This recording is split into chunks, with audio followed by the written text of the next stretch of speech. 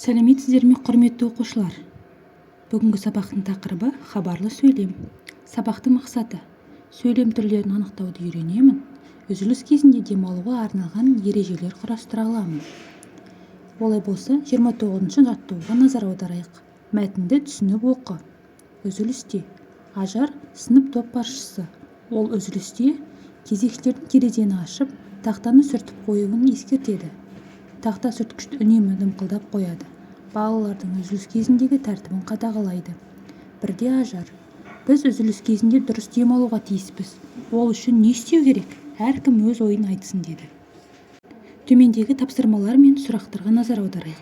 Үзілісте не істейтіндеріңді бір-біріңе айтыңдар. Үзіліс не үшін беріледі деп ойлайсың? Үзіліс кезіндегі демалуға арналған ережелер құрастырып көр. Мынадай ереже құрастыруға болады. Біріншіден, бір-біріңе жұмбақ жасыруға болады. Екінші, шахмат, шашка ойнауға болады үзіліс кезінде. Үй тапсырмасын қайталауға болады. Сондай-ақ тағы да қандай ережелерді құрастыруға болады, өздеріңіз ойланып көріңіздер. Келесі 30-шы жаттығу: сөйлемдерді көшіріп жаз. Үзіліс кезінде сыныпта жүгірмейді, айғайлап сөйлемейді. Әрдайым әдеп сақтау керек. Сөйлем соңындағы тыныс белгілеріне назар аудар. Қандай тыныс белгілері қойылған? Бірдеңенің жайын хабарлау мақсатында айтылатын сөйлемді хабарлы сөйлем дейді. Хабарлы сөйлемнің соңында нүкте қойылады. Мысалы, оқушылар мұражайға барды. 31-ші жаттығу: суреттерге қара. Құрметті оқушылар, мына суреттерге назар аударайық. Суреттегі балалардың қайсысы үзіліс кезінде өзін дұрыс ұстады?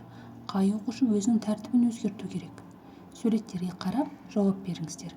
32-ші жаттығу: үзіліс кезінде демалуға арналған ережелерді 1-ші, 3-ші, 4-ші суреттердің көмегімен жазып көр. Жазғандарың қандай сөйлем? 1-ші, құрбыңмен қол ойындарын ойнау.